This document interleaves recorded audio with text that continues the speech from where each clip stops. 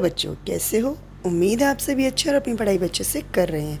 आज मैं आपके सामने हिंदी ओलंपियाड कक्षा 6 के भाग 2 को लेकर आई हूँ।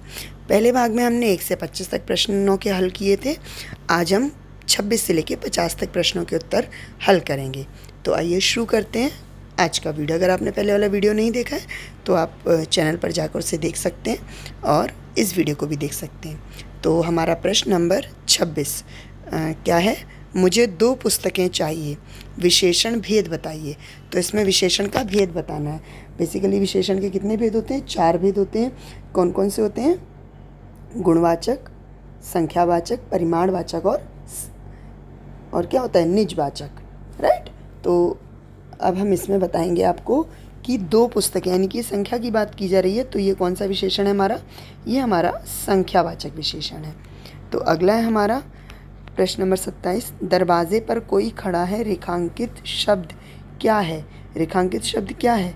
ये सर्वनाम के भेद में आता है। ये अनिश्चयवाचक सर्वनाम है, क्योंकि प्रश्नवाचक सर्वनाम ये तब होता है जब यहाँ पर आखिरी में प्रश्न सूचक चिन्ह लगा होता और क्या या कौन शब्द का प्रयोग किया गया होता। ठीक है। अब अगला प्रश्न देखते हैं। चलिए, प्रश्न है हमारा, हमारे मेहमान आ गए। वाक्य में कारक होगा। कौन सा कारक होगा? यहाँ पर हमारे यानी संबंध की बात की जा रही है, तो इसमें संबंध कारक होगा। अगला है, हम शिक्षक दिवस मनाते हैं। हम शिक्षक दिवस कब मनाते हैं? हम शिक्षक दिवस मनाते हैं 5 सितंबर को। 2 अक्टूबर को गांधी जयंती और 14 सितंबर को हम हिंदी दिवस मनाते हैं। अगला प्रश्न है, अध्यापिका कक्षा में आ रही हैं। वाक्य का काल भेद है। वाक्य का क्या भेद है? इसका वर्तमान काल है, क्योंकि वो काम हो रहा है। भविष्यत काल का वाक्य है। भविष्यत काल का वाक्य, सुमन आई, सुमन अवश्य आएगी, सुमन यहाँ आती है। तो भविष्यत काल क्या होगा? सुमन अवश्य आएगी। देखते हैं प्रश्न नंबर 32। अगला प्रश्न है, गंगा पवित्र नदी है, रेखांकित शब्द की संज्ञा है। रेखांकित शब्द की संज्ञा क्या है? रेखांकित शब्द की संज्ञा व्यक्तिवाचक संज्ञा, क्योंकि यहाँ पर एक पर्टिकुलर नदी यानी कि जो गंगा नदी है उसके बारे में बात की जा रही है। अगला है, इसमें से भाववाचक संज्ञा है। इसमें से क्या भाववाचक संज्ञा है? इसमें से भाववाचक संज्ञा है खुशबू, क्योंकि बच्चा का भाववाचक संज्ञा बचपन होता है और स्वस्थ की भाववाचक संज्ञा स्वास्थ्य होता है। और खुशबू की कोई भाववाचक संज्ञा नहीं होती है, क्योंकि वो जैसी मूल शब्द है वैसी उसकी भाववाचक संज्ञा बनती है। अगला है, अनुपस्थित शब्द में उपसर्ग है। अनुपस्थित शब्द में कौन सा उपसर्ग है? तो अनुपस्थित जो शब्द है उसमें आपका उपसर्ग है अनु। ठीक है। अगला है, उपसर्ग वाला शब्द बताइए। उपसर्ग वाला शब्द क्या होगा? उपकार, उपर्युक्त और उपवास। कौन सा शब्द होगा? ये होगा आपका उपर्युक्त। ठीक है। अगला है, चुईया शब्द में कौन सा प्रत्यय है? चुईया शब्द में ईया प्रत्यय है। अगला हम देखते हैं, इत प्रत्यय वाला शब्द बताइए। तो इत प्रत्यय वाला शब्द है हमारा पठित, क्योंकि दैनिक और धरती अपने आप में जैसे लिखे जाते हैं। दैनिक में दिन के साथ एक प्रत्यय लगता है, इत नहीं, और धरती की अपना शब्द है जो कि प्रत्यय से नहीं बना है। अर्थ समझकर उचित शब्द भरिए। मजदूर को डैश का उचित फल नहीं मिलता। मजदूर को उसके डैश का उचित फल नहीं मिलता। तो किसका? परिश्रम का। ठीक है, उसके परिश्रम का उचित फल नहीं मिलता। अगला प्रश्न करते हैं हम, उसने चोरों से भिड़ जाने का डैश दिखाया। तो उसने चोरों से भिड़ जाने का क्या दिखाया? साहस दिखाया। दुस्साहस का मतलब होता है जब आप कोई गलत काम करते हैं और अपना साहस प्रदर्शित करते हैं, और शौक का मतलब होता है अपनी हॉबी। 100 वर्षों के समूह को कहते हैं, 100 वर्षों के समूह को क्या कहते हैं? शताब्दी कहते हैं। शब्दकोश के क्रम के अनुसार अगला उचित शब्द क्या होगा? जैसे 24, 25, तो अगला क्या होगा? 26। ठीक है।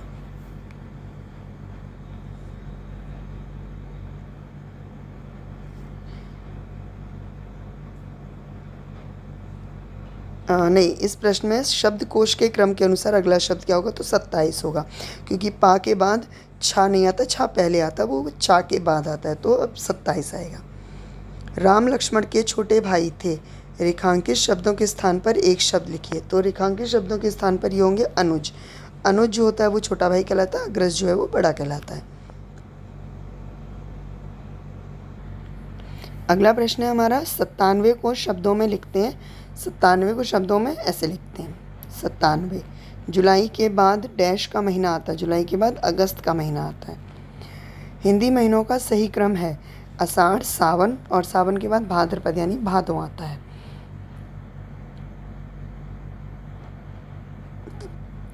चलिए अब हम ये अपठित गद्यांश पढ़ते हैं और इसमें जो भी प्रश्न पूछे जाएंगे उनके उत्तर देंगे। तो पहले पढ़ते हैं हम अपना अपठित गद्यांश। बगदाद के बादशाह हज़रत उमर बिन अज़ीज़ के पास एक बेशकीमती अंगूठी थी। बादशाह को उससे बड़ा लगाव था। एक बार बगदाद में भयंकर सूखा पड़ा। चारों तरफ त्राही त्राही मच गई। बादशाह ने शाही खजाना खोलकर जनता की तकलीफ़ दूर करने की कोशिश की, पर धीरे धीरे वह भी खाली हो गया। आखिरकार बादशाह ने राज्य के सभी प्रमुख लोगों की बैठक बुलाई, लेकिन कोई हल नहीं निकला।